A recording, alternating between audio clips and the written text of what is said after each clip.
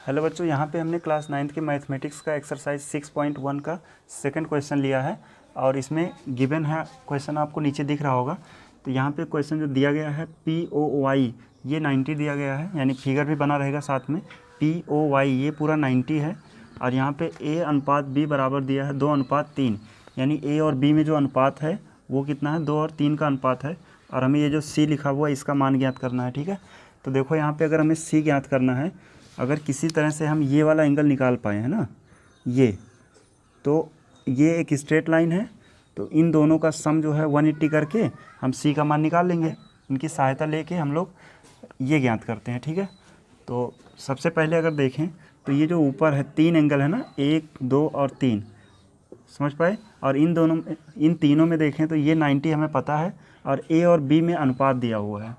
अनुपात जानते होंगे, अगर इसको हम ऐसे A/B लिख लें तो ये रहेगा 2/3, ठीक। अब ये 2/3 जो लिखा हुआ है ये बहुत ही छोटा करके लिखा गया है, यानी इसमें कोई ऐसा फैक्टर रहा होगा जो काटा गया है ना। हो सकता है ये 20/30 रहा हो, 20/30, तो 0 0 यानी 10 से काट दिए हो तो 2/3 आया हो ना।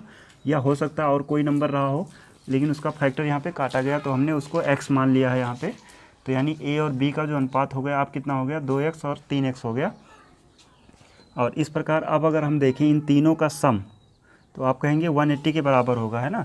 तो यहाँ पे हम एंगल लिख देते हैं XOM, यानी ये वाला x, ये O है और ये M है, ये B वाला, प्लस एंगल MOP है ना, MO और ये P ये वाला, प्लस एंगल यहाँ पे रहेगा POY, ये POY। इन तीनों का सम जो है वो होगा 180 डिग्री के बराबर, क्योंकि ये स्ट्रेट लाइन है और ये उसको 3 पार्ट में डिवाइड किया गया है, ठीक है।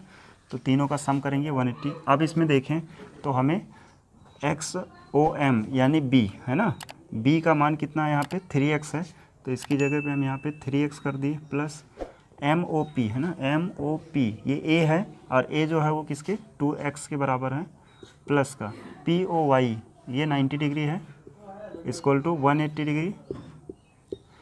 अब इन दोनों का सम 2x और 3x मिलके हो जाएगा 5x, ठीक है। ध्यान रखना यहाँ पे स्क्वायर नहीं करते हैं क्योंकि ये मल्टीप्लाई थोड़ी ना हो रहा है, यहाँ पे हम ऐड कर रहे हैं। तो 2x 3x और 2x मिलके 5x हो जाएगा।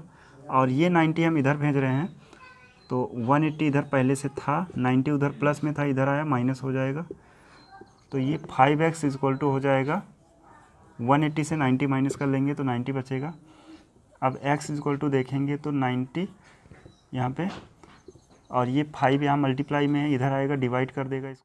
तो इसको डिवाइड करेंगे तो यहाँ पे हमें 18 डिग्री मिल जाएगा, यानी 18 डिग्री, ठीक है। तो x हमें मिल गया है।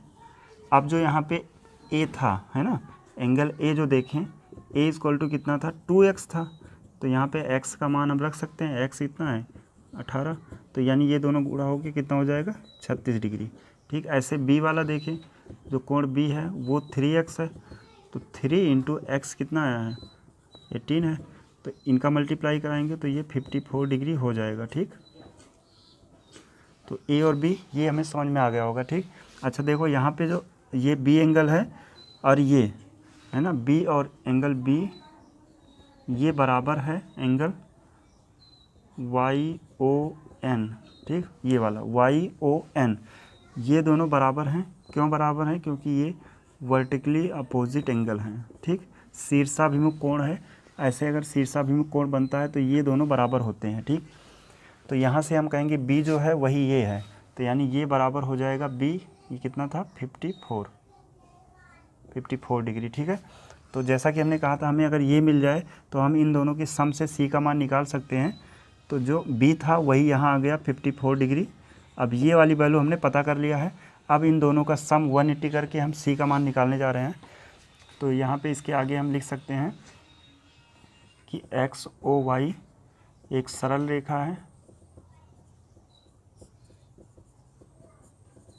तो इसलिए एंगल जो है यहाँ पे XON, ये वाला XON यानी C की बात कर रहे हैं, प्लस इधर से YON, angle YON equal to ये हो जाएगा 180 डिग्री। अब यहाँ पे XON है ना, ये हो जाएगा C प्लस YON, ये अभी निकला YON 54 है इक्वल टू 180 डिग्री। तो अब यहाँ से C निकालना है, तो C बराबर हो जाएगा है ना, ये 54 इधर आ जाएगा तो 180 माइनस का 54, तो यहाँ से C बराबर जो आ जाएगा, इससे हमें 54 माइनस कर लेना है, तो 180 से 50 माइनस करेंगे 130 और 4 और माइनस कर देंगे तो 126 डिग्री आ जाएगा C का मान।